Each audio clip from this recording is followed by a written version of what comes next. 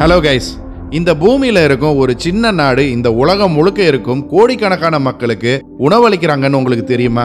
இந்த நாடு இல்லைன்னா பல நாடுகள் பஞ்சத்தை சந்திக்கும். இந்த நாடு விவசாயம் மற்றும் விவசாய விளைச்சல்லையும் முதல் இடத்துல இருக்கு. இந்தியர்களான நம்ம இந்தியாவை ஒரு விவசாய நாடாக சொல்றோம். ஆனா இந்த நாடு அவங்களுடைய விவசாயம் மற்றும் விவசாய தொழில்நுட்பங்கள்ல அமெரிக்காவை விட ரொம்ப முன்னேறி இருக்காங்க.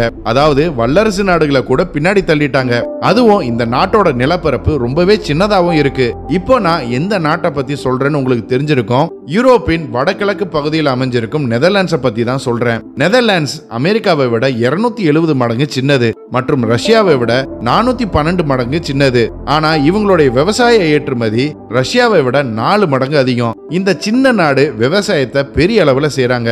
ஏன்னா உணவு ஏற்றுமதியில இவங்க உலகின் 2வது இடத்துல இருக்காங்க. இந்த நாடு கடந்த 500 ஆண்டுகளா உலகின் பணக்கார நாடுகளோட பட்டியல்ல தொடர்ந்து வந்துகிட்டு இருக்கு.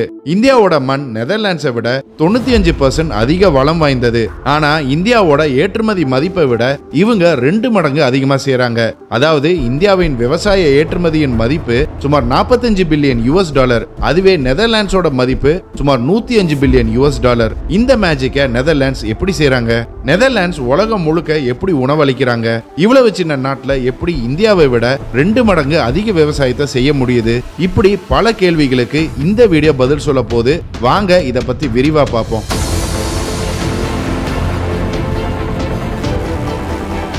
இந்த வீடியோ விவசாயத்தை பத்தி சில சுவாரஸ்யமான விஷயத்தை சொல்ல போது. ஸோ இதை உங்க ஃப்ரெண்ட்ஸ் அண்ட் ஃபேமிலிக்கு மறக்காம ஷேர் பண்ணுங்க. புது வியூவர்ஸ் நம்ம சேனல் இன்னும் சப்ஸ்கிரைப் பண்ணுங்க, இமிடியேட்டா சப்ஸ்கிரைப் பண்ணுங்க. பக்கத்திலே உள்ள பெல் ஐக்கனையும் பிரஸ் பண்ணுங்க. அப்பதான் நம்ம போடுற புது வீடியோஸ் உங்களுக்கு நோட்டிஃபை ஆகும். சரி, ஃபர்ஸ்ட் இந்த நாட்டோட முக்கியத்துவத்தை பத்தி சொல்றேன் கேளுங்க. நம்ம இப்ப இருக்கும் 2023 ஆண்டுல உலக மக்கள் தொகை 800 கோடியை தொற்றுச்சு. உலக மக்கள் தொகை இன்னும் வேகமா வளர்ந்து 2058 ஆண்டுக்குள்ள 1000 கோடியை தொடும்னு சொல்லப்படுது. இந்த சூழ்நிலையில மனிதர்களுக்கு ரொம்பவே தேவையான ஒண்ணுன்னு பார்த்தா அது கண்டிப்பா உணவு தான். 1980கள்ல இருந்து 2023 வரை உள்ள ஃபுட் கன்சம்ஷன், அதாவது உணவு நுகர்வு 2 மடங்கு அதிகமாயிருச்சு. மக்கள் தொகையும் பெருகிக்கிட்டே இருந்தா கன்சம்ஷனும் அதிகரிச்சுக்கிட்டே இருக்கும். உணவு ஏற்றுமதியில நெதர்லாண்ட்ஸ் உலகின் 2வது நாடாக இருக்கு. இது இப்போ உலகின் பெரும்பான்மையான மக்களுக்கு உணவு உற்பத்தி செய்யும் சுமையை எடுத்துக்கிட்டு வருது. மேலும் எதிர்காலத்திலும் இது போல உற்பத்தி செய்யும்னு எதிர்பார்க்கப்படுது. குறைஞ்ச வளமான நிலங்களை கொண்ட இந்த சின்ன நாடு எப்படி இவ்வளவு பெரிய அளவுல உணவை உற்பத்தி செய்யுது? அப்படி அதிக அளவுல உணவை உற்பத்தி செய்ய என்ன தொழில்நுட்பங்களை இவங்க பயன்படுத்துறாங்க? நெதர்லாண்ட்ஸ் இந்தியா உட்பட உலக நாடுகளுக்கு எல்லாம் ஒரு எடுத்துக்காட்டா இருக்காங்க. நெதர்லாண்ட்ஸ் இல்லைன்னா உணவு உற்பத்தியில உலகம் பல ஆண்டுகள் பின்னோக்கி போயிருக்கும் மற்றும் உணவு பற்றாக்குறையினால மக்களும் பட்னி கிடந்திருப்பாங்க. ஆனா நெதர்லாண்ட்ஸ்ல உணவு பற்றாக்குறை எந்த காலத்திலுமே ஏற்பட்டது கிடையாது. இந்த நாட்டுல யாருமே பசியோட தூங்குனதும் கிடையாது. 1ஆம் உலக போர் நடந்த காலத்துல உலகம் முழுவதும் உருளைக்கிழங்கு பஞ்சம் ஏற்பட்ட அப்ப கூட நெதர்லாண்ட்ஸ்ல எந்த ஒரு பற்றாக்குறையும் ஏற்படல. ஆனா 2ஆம் உலக போருக்கு அப்புறம் இந்த நாட்டுல, குறிப்பா இந்த நாட்டோட மேற்கு பகுதியில உணவு பற்றாக்குறை ஏற்பட்டது. இதுக்கப்புறம் எதிர்காலத்துல உணவு பற்றாக்குறை ஏற்படாத அளவுக்கு தொழில்நுட்பம் மற்றும் உணவு உற்பத்தியை மேம்படுத்த இந்த நாட்டு அரசாங்கம் முடிவு பண்ணாங்க. அன்னிலிருந்து இன்னைக்கு வரைக்கும் இந்த நாட்டோட பொதுமக்கள் விவசாயம் செய்ய ஆரம்பிச்சாங்க. உணவு உற்பத்தியை அதிகரிக்க நவீன தொழில்நுட்பங்களை பயன்படுத்த முயற்சி செஞ்சுக்கிட்டு வராங்க. இன்னைக்கு இந்த நாடு விவசாய தொழில்நுட்பங்கள்ல உலகின் 1வது இடத்துல இருக்கு. 1980ல நெதர்லாண்ட்ஸ் ஒரு வருஷத்துக்கு 180 டன் உருளைக்கிழங்குகளை உற்பத்தி செஞ்சாங்க. ஆனா இன்னைக்கு இவங்க வருஷத்துக்கு 5,70,000 டன் உருளைக்கிழங்குகளை உற்பத்தி செய்றாங்கன்னு சொன்னா உங்களால நம்ப முடியுதா? இந்த உற்பத்தி எண்ணிக்கையை வச்சு இந்த நாடு விவசாயத்துல எவ்வளவு வெற்றி பெற்றிருக்குன்னு நீங்களே புரிஞ்சுக்கங்க. இது மட்டும் இல்ல, ஒரு வருஷத்துக்கு 40 லட்சம் பசுமாடுகள், 130 லட்சம் பன்றிகள், 10 கோடி கோழிகளையும் உற்பத்தி செஞ்சு யூரோப்பின் மிகப்பெரிய இறைச்சி ஏற்றுமதியாளராகவும் இருக்காங்க. இந்த நாட்டோட 24,000 ஏக்கர்ல உள்ள பயிர்கள் கிரீன் ஹவுஸ் முறையை பயன்படுத்தி விவசாயம் செய்றாங்க. இந்த கிரீன் ஹவுஸ் முறை மூலமா குறைஞ்ச உரம் மற்றும் தண்ணீர் பயன்படுத்தப்படுது. இது 10 ஏக்கர்ல விளையும் விளைச்சல 1 ஏக்கர்ல விளைய வச்சு கொடுக்கும். உதாரணத்துக்கு 1 கிலோ தக்காளியை வளர்க்க இவங்க 7 லிட்டர் தண்ணீரை பயன்படுத்துறாங்க. அதே சமயம் மற்ற நாடுகள் அதே 1 கிலோ தக்காளியை வளர்க்க 196 லிட்டர் தண்ணீரை பயன்படுத்துறாங்க. எவ்வளவு பெரிய வித்தியாசம் இதுல இருக்குன்னு இதுல இருந்து உங்களுக்கே புரிஞ்சிருக்கும். இந்த வெற்றிக்கு விவசாய கல்வியும் ஆராய்ச்சியும் தான் காரணம்னு சொல்லலாம். இங்க இருக்கிற வேகனிகன் யூனிவர்சிட்டி உலகின் சிறந்த விவசாய யூனிவர்சிட்டியாக சொல்லப்படுது. இந்த யூனிவர்சிட்டியில விவசாயத்தை பத்தி தொடர்ந்து ஆராய்ச்சிகள், சோதனைகள் மற்றும் கண்டுபிடிப்புகள் நடந்துகிட்டு வருது. விவசாயத்தை பத்தி படிக்கவும் பல நாடுகளில் இருந்து மாணவர்கள் இங்க வராங்க. இந்த நாட்டோட கல்வி மற்றும் அரசின் கொள்கைகள் காரணமா காய்கறி மற்றும் பூ ஏற்றுமதியிலையும் உலகின் முதல் இடத்துல இவங்க இருக்காங்க. இந்த நாட்டோட போக்குவரத்து உள்கட்டமைப்பு நல்ல முன்னேறி இருக்கிறதுனால இது ஏற்றுமதியை சுலபமாக்குது. ரோட்டர்டாம் துறைமுகம் மற்றும் ஷிப்போல் விமான நிலையம் இந்த நாட்டோட ஏற்றுமதிக்கு ரொம்ப முக்கியமான பங்கு வகிக்கிறது.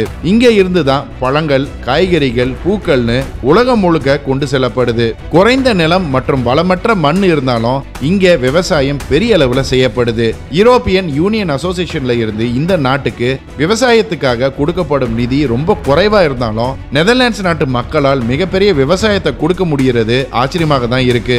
எந்த ஒரு விவசாயியும் யூரோப்பியன் யூனியன் அசோசியேஷனோட நிதிக்கு விண்ணப்பிச்சாங்கன்னா வேகனிகன் யூனிவர்சிட்டியும் அரசாங்கமும் முதல்ல அவங்களுடைய நிலத்தை ஆய்வு செய்வாங்க. வேகனிகன் பல்கலைக்கழகம் எப்பவுமே நெதர்லாண்ட்ஸ்ல உள்ள விவசாய நிலங்கள் மேல ஒரு கண்ணை வச்சிருக்கோம். ஏன்னா இங்க இருக்கிற வளங்களை திறந்த முறையில பயன்படுத்துவோம், குறைஞ்ச அளவுல கிடைக்கும் வளங்களை வீணாக்க கூடாதுங்கிறதுல உறுதியா இருக்காங்க.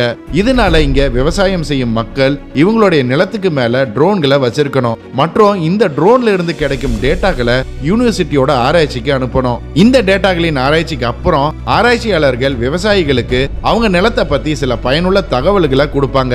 அதாவது அவங்களுடைய நிலத்துல எது சிறந்தது, நிலத்தின் எந்த பகுதியில எந்த பயிர்கள் பயிரிடலாம், எந்த பயிருக்கு எந்த பருவகால சூழ்நிலையில சூரிய ஒளி மற்றும் தண்ணீர் தேவைப்படும்னு சொல்லுவாங்க. இது ஒரு விதத்துல விவசாயிகளுக்கு அரசாங்க ஆதரவும் இயற்கையை பாதுகாக்கவும் நல்ல விளைச்சலை கொடுக்கவும் உதவுது. இது மட்டும் இல்ல, இந்த நாட்டுல விவசாயத்துக்காக நவீன தொழில்நுட்பங்களும் பயன்படுத்தப்படுது. விவசாயத்துக்காக அதிக அளவுல ரோபோ இயந்திரங்களும் ட்ரோன்களும் பயன்படுத்தப்படுது. நெதர்லாண்ட்ஸ்ல பயன்படுத்தப்படும் டிராக்டர்கள் இந்திய டிராக்டர்கள போல கிடையாது. உழவு முதல் அறுவடை வரை விவசாயத்துக்கு தேவையான ஒவ்வொரு ஸ்டேஜிலும் உதவும் பல வகையான டிராக்டர்கள் இங்க இருக்கு. இத விவசாயிகள் மட்டுமே பயன்படுத்த முடியும். இந்த இயந்திரங்களை பயன்படுத்தி எல்லா வேலைகளையும் இவங்களால செய்ய முடியும். இந்த இயந்திரங்கள் எளிதா செயல்படும் வகையில இதுல பாதை முன்கூட்டியே செலுத்தப்படுது. அப்படி உழவோ இல்ல அறுவடையோ செய்யும் போது ஏதாவது பிரச்சனை வந்ததுன்னா இந்த இயந்திரங்கள் அங்கேயே அப்படியே நின்றோம். மேலும் விவசாயிகளோட மொபைல் போனுக்கு இயந்திரம் நின்னுருச்சுன்னு மெசேஜ் வரும். இதே மாதிரி இவங்க சென்சார் ரோபோட்டுகளையும் பயன்படுத்துறாங்க. அதாவது பயிர்களுக்கு தண்ணீர் பாய்ச்ச வேண்டிய அவசியம் ஏற்படும் போதெல்லாம் இந்த ரோபோக்கள் தானாகவே தண்ணீரை பாய்ச்ச ஆரம்பிக்கும். மொத்தத்துல மனிதர்கள் மேற்பார்வை இல்லாம இயந்திரங்களே அவ்வளவு விவசாய வேலைகளையும் செஞ்சிடும். நெதர்லாண்ட்ஸ் விவசாயத்துக்காக எல்இடி விளக்குகளையும் பயன்படுத்துறாங்க. இந்த எல்இடி விளக்குகள்ல இருந்து வரும் யூவி ஒளி பயிர்கள் நல்லா வளர்றதுக்கும் குறைஞ்ச அளவுல பூச்சி மருந்துகள் பயன்படுத்தவும் உதவுவதாக சொல்லப்படுது. இதனால சுமார் $98,000 செலவை மிச்சப்படுத்த முடிவதாக சொல்றாங்க. நான் ஏற்கனவே சொன்ன கிரீன் ஹவுஸ் விவசாயம் இந்த நாட்டோட குளிர்காலத்துல பெரிதா உதவுது. இவங்களோட கால்நடை விவசாயத்திலையும் 60% ஆன்டிபயோட்டிக் ரசாயன பூச்சிக்கொல்லிகள் உபயோகம் குறைக்கப்பட்டிருக்கு.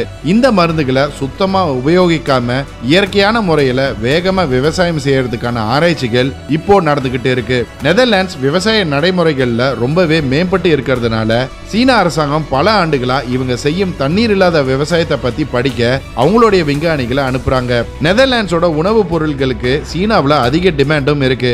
நெதர்லாண்ட்ஸ் உற்பத்தி செய்யும் விவசாய பொருட்களின் 24% ஏற்றுமதி ஜெர்மனிக்கு அனுப்பப்படுது. 2022 ஆண்டுல மட்டும் நெதர்லாண்ட்ஸ் சுமார் $132 பில்லியன் விவசாய பொருட்களை ஏற்றுமதி செஞ்சிருக்காங்க.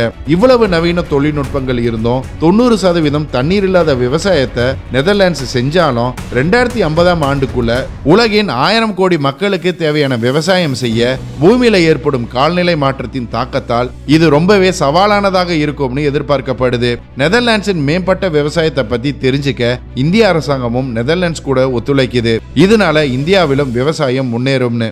ஓகே கைஸ், இன்னைக்கு வீடியோ அவ்வளவுதான். விவசாயத்துல நெதர்லாண்ட்ஸுக்கு இணையா இந்தியா வர எவ்வளவு காலம் எடுக்கும்னு நீங்க நினைக்கிறீங்க? உங்க பதில கமெண்ட்ஸ்ல சொல்லுங்க.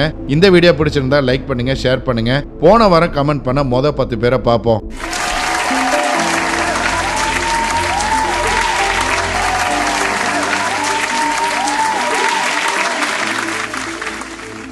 இன்னும் ஒரு இன்ட்ரெஸ்டிங்கான வீடியோவில் சந்திப்போம். மறக்காம நம்ம சேனலை சப்ஸ்கிரைப் பண்ணி உங்க ஆதரவு கொடுங்க.